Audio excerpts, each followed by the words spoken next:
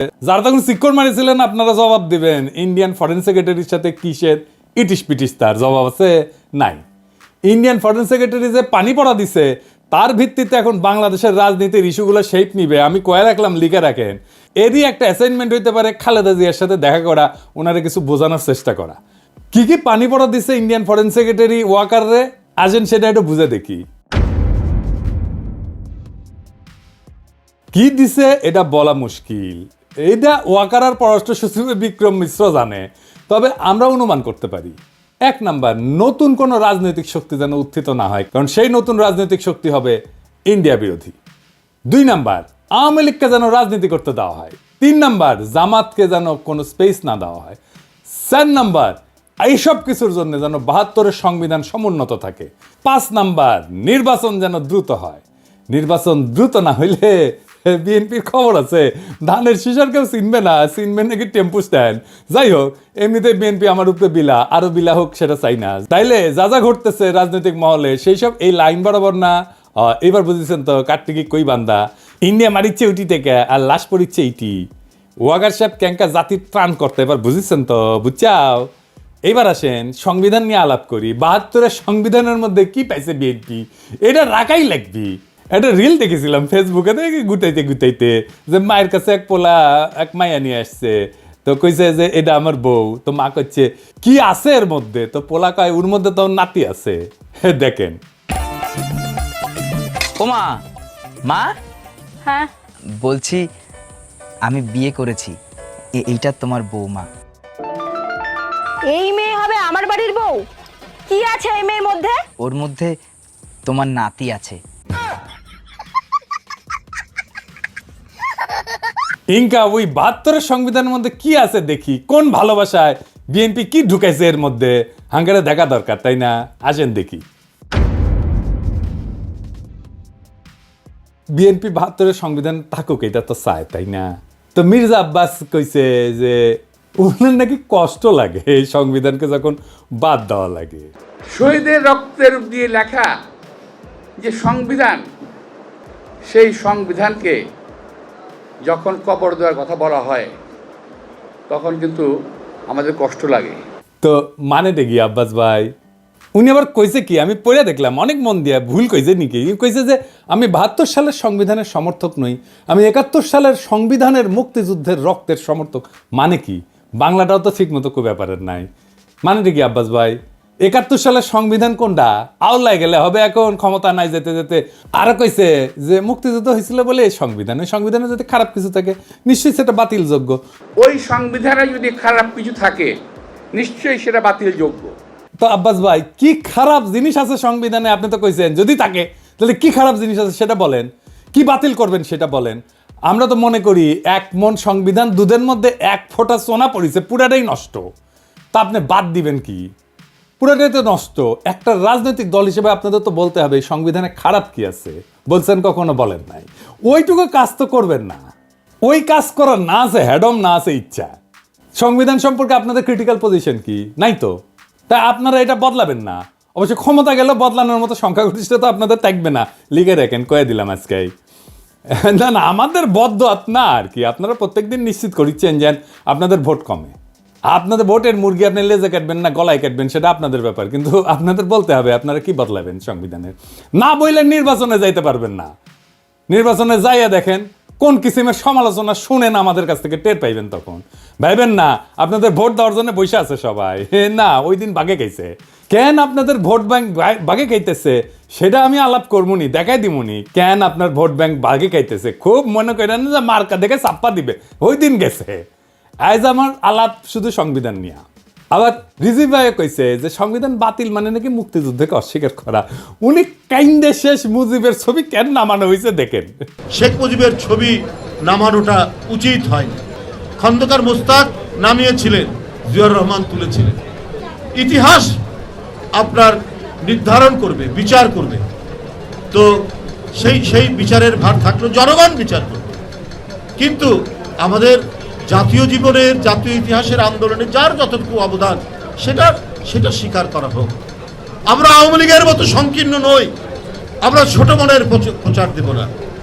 এই জন্যই বলছি শেখ মুজিবের ছবি নামানোটা উচিত হয়নি। তো বাঘের পিছে যেমন ফেউ থাকে না, তেমনি বাংলাদেশের সরকারি দলের পিছে একটা গৃহপালিত বিরোধী দল থাকে। এটা এরশাদ শুরু করেছিল। এরশাদের ছিল আসাম রব, হাসিনার ছিল জাতীয় পার্টি, আর ক্ষমতায় যাইতে না যাইতে গৃহপালিত বিরোধী দল ইলেক্ট করে ফেলছে ওই বিএনপি, নূর সাকি এদেরকে দিয়া। এদের নমিনেশন আগেই কনফার্ম করেছে। দেখেন, নিজের দলের নমিনেশনের খবর নাই, ওই জোট সঙ্গীর নমিনেশন কনফার্ম করেছে 6 নেতার। হ্যাঁ, তো এই গৃহপালিত বিরোধী দলের এক নেতা নূর অলরেডি আওয়াজ দিতেছে তারা 72-এর সংবিধান বাতিল চায় না। বাকিরাও কবে একটু ওয়েট করেন, এই 6 ক্যান্ডিডেটের জামানত বাজেয়াপ্ত হওয়ার চান্স আছে কলে। আমি কয়ে দিলাম, এখনই কয়ে দিলাম, বুঝছাও। আর যদি বঞ্চিত ক্যান্ডিডেট, বিএনপির যদি বঞ্চিত ক্যান্ডিডেট থাকবি না ওটি, ও যদি নাগরিক কমিটি বা জামাত ক্যান্ডিডেট করে, তাহলে এই 6 জনের এমপি হওয়ার কায়েসের কলে চারা। যাই হোক, আজকে আমার আলাপ বাংলাদেশের সংবিধান নিয়ে। ওই আলাপ পরে আসলে বিএনপি সংবিধান ঠিক মতো পড়িছে আমার সন্দেহ আছে। আসেন না দেখি কি সংবিধানের মধ্যে কি আছে, কি ঢুকে রাখিছে। 1956 সালে পাকিস্তানের সংবিধানের একটা আলোচনা হইতেছিল। সেইখানে যেই সমস্ত ধারার সমালোচনা করেছিল আওয়ামী লীগ, সেগুলো 72-এর সংবিধানে ঢুকে দিছে। কেন আওয়ামী লীগ তখন সমালোচনা করেছিল কেন? কারণ ওই শাসনতন্ত্রটা তৈরি করা হয়েছিল আইয়ুব খানকে সামনে রেখে। আইয়ুব খান যেন একটা এক নায়ক হইয়া উঠতে পারে, সেটা সব কিছু ওই শাসনতন্ত্রে ছিল পাকিস্তানের। তো পরে যখন বাংলাদেশ হইল, তখন যে থাকবে ক্ষমতায় সে যেন এক নায়ক হইয়া উঠতে পারে, সেজন্য যা যা কিছু ছিল আইয়ুব খান ঢুকাইছিল, সব কিছু ঢুকাইছে। পাকিস্তানের ওই শাসনতন্ত্রে যে যে ক্ষমতা দেওয়া হয়েছিল না আইয়ুব খানকে, বাংলাদেশের এই 72-এর সংবিধানে প্রধানমন্ত্রীকে সে একই রকম ক্ষমতা দেওয়া হয়েছে। আপনি তো জানেন যে এমপি ইলেকশন হয়ে আসে 300টা সিট থেকে, কিন্তু এই এমপি কি কেন স্বাধীনভাবে কোনো আলাপ করতে পারে, সিদ্ধান্ত নিতে পারে, মতামত দিতে পারে না? দলের ডিসিশনের বাইরে গেলে সদস্যপদ বাতিল হয়ে যায়। মানে হাসিনা যেটা চাইবে, বা সংসদের নেতা যেটা চাইবে, বা ভবিষ্যৎ দলের নেতা যেটা চাইবে, সেখানে এমপিদের ভোট দিতে হবে। তাহলে আলাদা আলাদা এমপি থেকে লাভ কি, তাই না? দলের সিদ্ধান্তের বাইরে যদি ভোটই দিতে না পারে, তাহলে আলাদা আলাদাভাবে ভোট করার তো দরকার নাই। 300 জন আলাদা লোকের তো দরকার নেই, একজন থাকলেই হয়তো, তাই না? এই সংবিধানে মিশামিশি মেলা কথা লেখা আছে, কথা দিয়ে ভরে রেখেছে আর কি। লিখেছে প্রজাতন্ত্রের সকল ক্ষমতার মালিক নাকি জনগণ। বাপরে, তার মানে আমি আপনি জনগণ, তা আমি আপনি মালিক তো, তাই না? হ্যাঁ, তো লিখেছে কি? লিখেছে প্রজাতন্ত্রের সকল ক্ষমতার মালিক জনগণ। এটা দিয়া কিন্তু শেষ না, এরপরে বাক্যটা একটা সেমিকলন চিহ্ন দিয়া আবার ঘোষণা করছে যে এই ক্ষমতা কেবল সংবিধানের অধীনে ও কর্তৃত্বে কার্যকর হইবে। তাইলে প্রশ্ন যেটা স্বাভাবিকভাবে আসে সেটা হইতেছে যে সংবিধান জনগণের যে ক্ষমতা, এটা কাদের, কিভাবে প্রয়োগের দায়িত্বটা দিছে কাকে? এই ক্ষমতা কেবল সংবিধানের অধীনে ও কর্তৃত্বে কার্যকর হবে। তার মানে কি? তার মানে এই ক্ষমতাটা প্রয়োগের দায়িত্ব কারে দিছে, বুঝছেন? এই ক্ষমতা প্রয়োগের মালিক হইতেছে প্রধানমন্ত্রী। আপনি মালিক, কিন্তু প্রয়োগ করবে প্রধানমন্ত্রী। মানে বুঝেছেন তো, মালিক আপনি, কিন্তু মালিকের ক্ষমতা প্রধানমন্ত্রী। তো এই কাগজের মালিক হওয়া কাম কি, লাভ কি? বাড়ির মালিক আপনি, কিন্তু এই বাড়ির থেকে পাশের বাড়ির মুখলেস, তো এই বাড়ি থেকে আপনার লাভ কি? ভোট দেওয়ার অধিকার ছাড়া ক্ষমতা প্রয়োগের কোনো বিধান এই সংবিধানে কোথাও আপনি খুঁজে পাবেন না। তাও এই সামান্য অধিকারটাও কেড়ে নেওয়া হয়। তার ফলে সংবিধানে যাই লেখা থাকুক, মালিক বলুক যাই করুক, জনগণ আখেরে দাস হইয়া যায় রাজনৈতিক দলে। এবার আসেন রাষ্ট্রপতির ভূমিকা নিয়ে কথা বলি। সংবিধানে যে রাষ্ট্রপতি বিষয়ক অনুচ্ছেদ আছে না, ওইখানে বলা আছে যে কেবল প্রধানমন্ত্রী নিয়োগের ক্ষেত্র ব্যতীত রাষ্ট্রপতি অন্য সকল দায়িত্ব পালনে প্রধানমন্ত্রীর পরামর্শ অনুযায়ী কার্য করিবেন। তবে শর্ত থাকে যে প্রধানমন্ত্রী রাষ্ট্রপতিকে আদৌ কোনো পরামর্শ দান করিয়াছেন কিনা, এবং করিয়া থাকলে কি পরামর্শ দান করিয়াছেন, কোনো আদালত সেই সম্পর্কে কোনো প্রশ্নের তদন্ত করিতে পারিবে না। অর্থাৎ সংবিধান রাষ্ট্রপতিকে যে সব ক্ষমতা দিছে বলে মনে করা হইতেছে, তার কোনোটাই আসলে তার নাই, বুহা।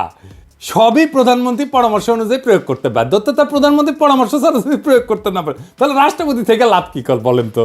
বিচারপতি, নির্বাচন কমিশনের নিয়োগ, সকল সাংবিধানিক পদের নিয়োগ দান, দণ্ডপ্রাপ্ত আসামির দণ্ড মওকুফ, কোনো কিছুই প্রধানমন্ত্রী পরামর্শ ব্যতীত করার ক্ষমতা সংবিধান রাষ্ট্রপতিকে দেয়নি। আবার সংবিধান পড়লে মনে হইতে পারে যে রাষ্ট্রপতি প্রতিরক্ষা বাহিনীর সর্বাধিনায়ক, সে বিচারপতি নিয়োগ করে, অ্যাটর্নি জেনারেল নিয়োগ করে, নির্বাচন কমিশন মহা হিসাব নিরীক্ষক নিয়োগ করে। কিন্তু আগের অনুচ্ছেদটা যদি দেখেন না, তাইলে এই সমস্ত ক্ষমতা আসলে দেখা যাচ্ছে যে দৃশ্যত রাষ্ট্রপতির, কিন্তু প্রকৃতপক্ষে এটা প্রধানমন্ত্রীর আন্ডারে।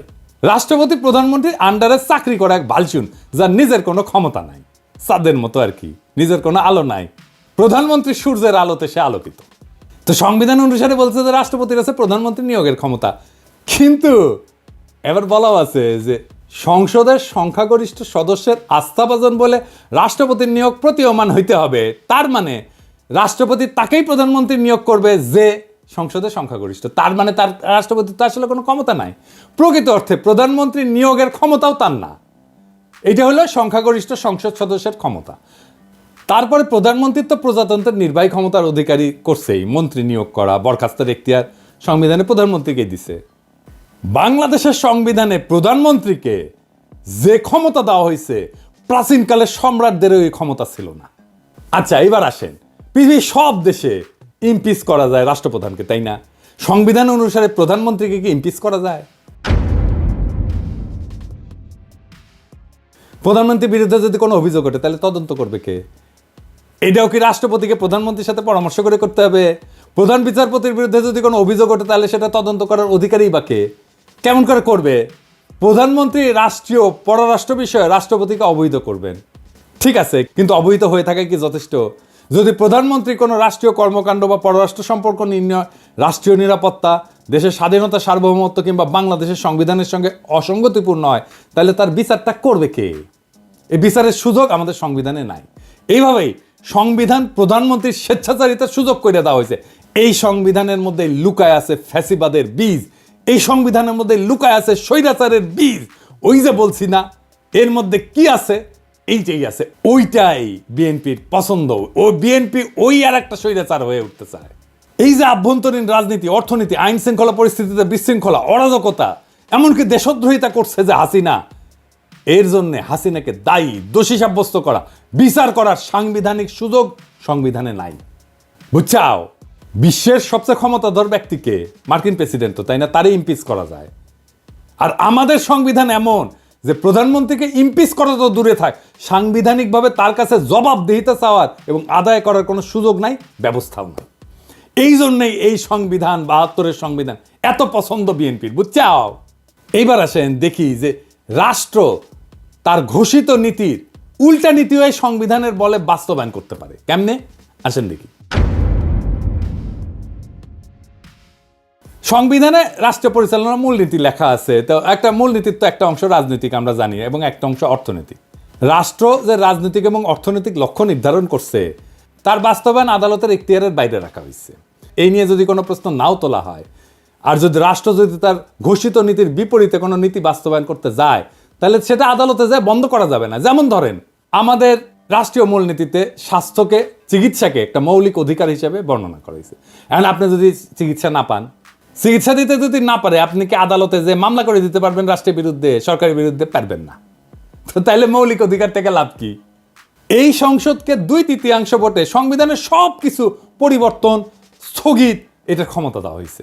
যেটা এমনকি মূলনীতি হইলেও, সংবিধানের মূলনীতি হইলেও, রাষ্ট্রীয় মূলনীতি হইলেও, সেটা মৌলিক অধিকার হইলেও, এমন যে কোনো কিছুই সে স্থগিত করে দিতে পারে, নষ্ট করে দিতে পারে।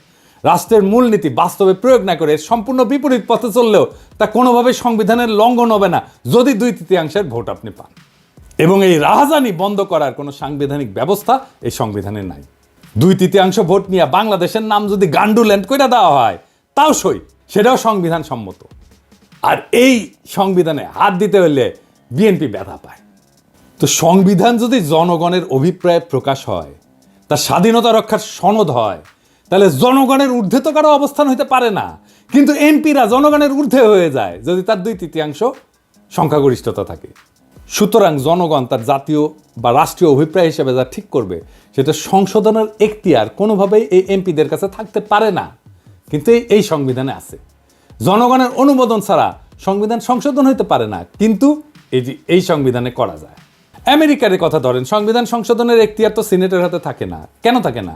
কারণ সিনেট সদস্যরা নিজেরাই এই সংবিধানের মাধ্যমে ক্ষমতা নেয়।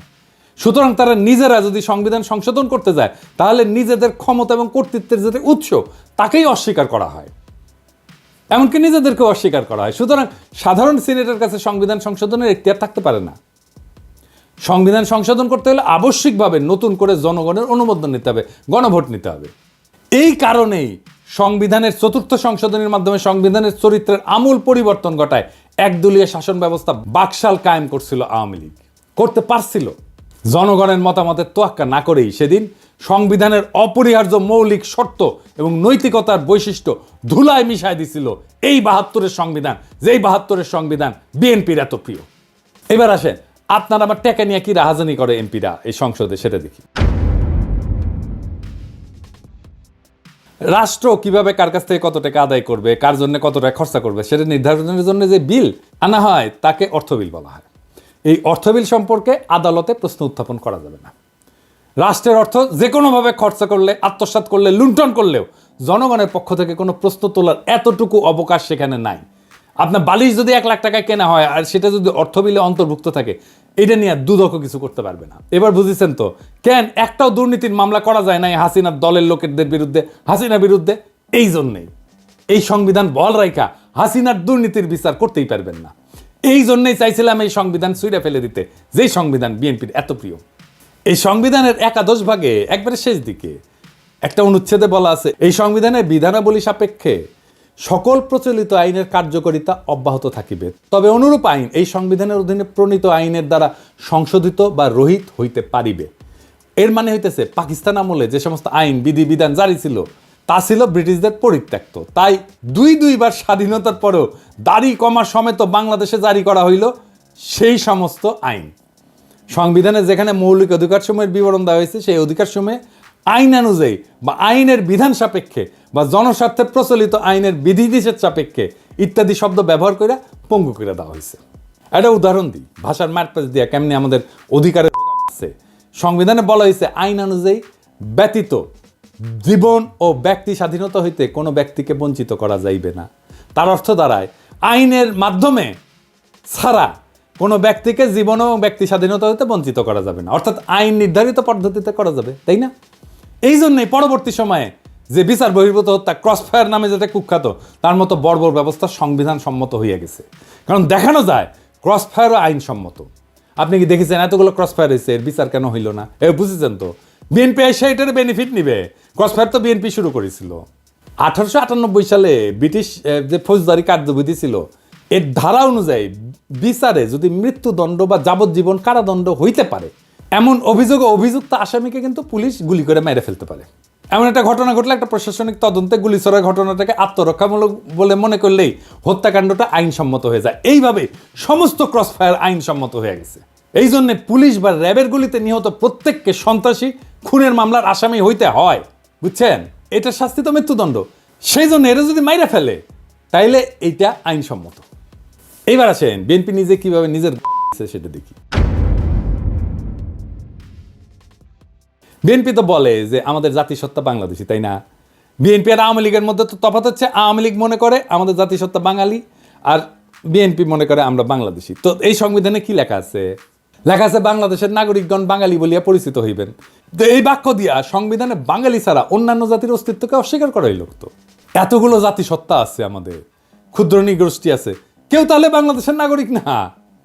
রাষ্ট্র পরিচালনার অন্যতম মূলনীতি অংশে বলা আছে যে ভাষাগত এবং সংস্কৃতিগত একক সত্তা বিশিষ্ট যে বাঙালি জাতি ঐক্যবদ্ধ এবং সংকল্পবদ্ধ সংগ্রাম করিয়া জাতীয় মুক্তিযুদ্ধের মাধ্যমে বাংলাদেশের স্বাধীনতা ও সার্বভৌমত্ব অর্জন করিয়াছেন, সেই বাঙালি জাতির ঐক্য এবং সংহতি হবে বাঙালি জাতীয়তাবাদের ভিত্তি। এইটা বিএনপি রাখতে চায়, বুঝছাও? ওই পরেই নি আসলে সংবিধান। এর মধ্যে বাংলাদেশের সংখ্যালঘু জাতি সরকার প্রশ্নটাই অনুপস্থিত। শুধু অনুপস্থিত না, বরং বাঙালি অহমিকা এবং উগ্রতাকে সাংবিধানিকভাবে প্রতিষ্ঠিত করা হয়েছে এবং তাদের অস্তিত্বকে অস্বীকার করা হয়েছে এবং নাগরিক অধিকারটুকু হরণ করে নেওয়ার ব্যবস্থা করা হয়েছে, যারা ভাষায় বাঙালি না, এমনকি সংস্কৃতিগতভাবে বাঙালি না। সংবিধান অনুযায়ী তারা বাংলাদেশের নাগরিকই থাকে না। তাহলে বিএনপির বাংলাদেশি জাতীয়তাবাদ কই? এবার আসেন আর একটা বিষয়, ভারতকে হাসিনা যা দিছে সেটি কি আর কেন আমরা সেটা জানতে পারি না? হাসিনা গর্বভরে বলেছিল না যে ভারতকে যা দিছি তা তারা সারা জীবন মনে রাখবে। তো ইন্ডিয়ার সাথে কি কি চুক্তি হয়েছে জানেন না? এমনকি অন্তর্বর্তীকালীন সরকারও তা জানায় নাই। কেন জানায় নাই? কারণ রাষ্ট্রীয় কোনো চুক্তি হোক, তা জাতীয় আন্তর্জাতিক তা সম্পাদনের পূর্বে বা পরে জনগণের কোনো মতামত গ্রহণের জন্য কোনোভাবেই জনগণের কাছে বা তার প্রতিনিধির কাছে উপস্থাপনের কোনো ব্যবস্থা রাখেনি। মানে এটা সংসদে আলাপ না করেও চুক্তি করতে পারে। তার মানে এই ৭২-এর সংবিধান অনুযায়ী অন্য যে কোনো রাষ্ট্রের সাথে যে কোনো চুক্তি, ট্রানজিট হোক, করিডোর হোক, যা কিছু হোক, বন্দর দিয়ে দেওয়া হোক, চুক্তির আগে বা পরে দেশবাসীর সঙ্গে আলোচনার সাংবিধানিক কোনো বাধ্যবাধকতা নেই।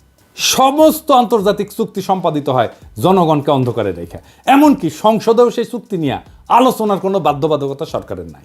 আবার দেখেন যে নির্বাচনী এলাকা থেকে সংসদ সদস্যরা নির্বাচিত হয়, সেই নির্বাচকরা যদি সেই এলাকার লোকেরা মনে করে যে তাকে আর তার প্রতিনিধি রাখবে না, তাহলে ওই জনগণের হাত পা বাঁধা, কিছুই করার নাই। মানে টার্ম শেষ হওয়ার আগে পর্যন্ত কিছু করতে পারে না। অর্থাৎ প্রতিনিধি প্রত্যাহার করার কোনো সুযোগ সংবিধানে নাই। সারা দুনিয়ায় সভ্য দেশে এই সুযোগ আছে। এলাকার লোকেরা তার এমপিকে রিকল করতে পারে, মানে প্রত্যাহার করে নিতে পারে, এমনকি তার টার্ম শেষ হওয়ার আগেই। আর বাংলাদেশে একবার নির্বাচিত হলে কেল্লাফতে। দুনিয়ার সব দেশ এমপিকে রিকল করতে পারে, তার এলাকার লোকেরা, বাংলাদেশে পারে না। সংবিধান আসলে রচনা হয় কীভাবে? সেভাবে কি আমাদের সংবিধান রচনা হয়েছে? সংবিধান তৈরি করে গণপরিষদ। শুধু সংবিধান তৈরি তাদের কাজ। জনগণ ভোট দিয়া গণপরিষদ তৈরি করে, তারা সংবিধান তৈরি করে চলে যায়। সেই সংবিধানের অধীনে নির্বাচন হয়, নতুন সংসদ তৈরি হয়। কেন এই নিয়ম? কারণ আমি যে আইনে চলবো সেই আইন তো আমি নিজে তৈরি করতে পারি না। তাইলে তো আমার সুবিধা মতো আমি আইন বানাবো, তাই না? আমাদের সংবিধান তৈরি হয়েছে এমপিদের দিয়া। তারাই সংবিধান বানাইছে। তাদের সংবিধান বানানোর জন্য নির্বাচন করা হয়নি, কিন্তু তাদের এই সংবিধান বানানোর ম্যান্ডেটই ছিল না। তারা সংবিধান বানানোর পরে নিজেরাই কন্টিনিউ করছে এমপি হিসাবে, মানে নিজে যে আইন বানাইছে সেই আইন অনুযায়ী সে চলছে। মৌলানা ভাসানী কিন্তু বলছিল যে এই সংবিধানের খসড়া জনগণের কাছে প্রকাশ করার আগে সেটা দিল্লি পাঠানো হয়েছে। 72 সালে জুন মাসে নাকি, তখন আইনমন্ত্রী ছিল কামাল হোসেন, সে সংবিধানের খসড়া বগল দাবা করিয়া বিলাতে যাওয়ার নাম করে দিল্লিতে নাকি গেছিল। আচ্ছা ধরেন বানাইলো সংবিধান, মেলা ভালো সংবিধান বানাইছে, ধরে নিলাম, ধরেন হ্যাঁ তাই সই। তো 73 সালে 22 সেপ্টেম্বর তারিখে 9 মাস গেছে মাত্র। তারপরে সংবিধানের 33 নম্বর অনুচ্ছেদ সংশোধনীর জন্য দ্বিতীয় সংশোধনী বিল পাশ হইল এবং জরুরি আইন সংবিধানে সংযোজিত হইল। এটাও কিন্তু ভারতীয় সংবিধানের 22 নম্বর অনুচ্ছেদের কপি, বুঝছাও? ভারতীয় সংবিধানে আটকাদেশ মেয়াদ 3 থেকে 6 মাস, এনে বাংলাদেশের সংবিধানে আটকাদেশের মেয়াদ কিন্তু অনির্দিষ্টকাল পর্যন্ত, বুঝছাও? তো কি সংবিধান বানাইছিলেন যে 1 বছর যা না যাইতে কাটাছেড়া করতে হয়? সেই সংবিধান বিএনপি প্রিয়। তাই সংবিধানে তাইলে কি মধু আছে? কি আছে সংবিধানের মধ্যে? এই সংবিধানে আছে ফ্যাসিবাদের বীজ, এই সংবিধানে আছে স্বৈরাচারের বীজ, এই সংবিধান ইন্ডিয়ার ব্রেন চাইল, এইটারই রক্ষা করতে চায় বিএনপি। ইন্ডিয়া আওয়ামী লীগের দিচ্ছে আর বিএনপি, আর সানন্দে বিএনপি পাইতে দিচ্ছে। কি পাইতে দিচ্ছে জিজ্ঞেস করেন না, বাংলাদেশের জনগণ এটা মানবে না। এই সংবিধানের অধীনে নির্বাচন হবে না। প্রফেসর ইউনূসের সরকারের ম্যান্ডেট নাই বিএনপি বলে, তাইলে সংবিধান প্রণয়নের জন্য সংবিধান সভার নির্বাচন হোক। ম্যান্ডেট নিয়ে তারা জনগণের জন্য সংবিধান লিখুক। ওয়েট করেন আপনারা। নির্বাচন করতে চান, আসেন এই গণপরিষদের নির্বাচন করেন, সংবিধান লেখার নির্বাচন। সেটা তো করবেন না। দেশের মালিক আপনারাই না, আমরাও দেশের মালিক। শুধু রাজনৈতিক দলের কথা শুই না দেশ চালাবে অন্তর্বর্তীকালীন সরকার, এটা কোথায় লেখা আছে? জুলাই বিপ্লবের টাইমে ছাত্র জনতা একটা স্লোগান দিছিল, দেশটা কারো বাপের না, মাথায় রেখেন, দেশটা রাজনৈতিক দলের কারো বাপের না। সবার মত নিয়ে দেশ চালাইতে হবে। এই সংবিধান ছুঁড়ে ফেলতে হবে। নতুন সংবিধান ছাড়া কোনো নির্বাচন হবে না। Case close. ইনকিলাব জিন্দাবাদ।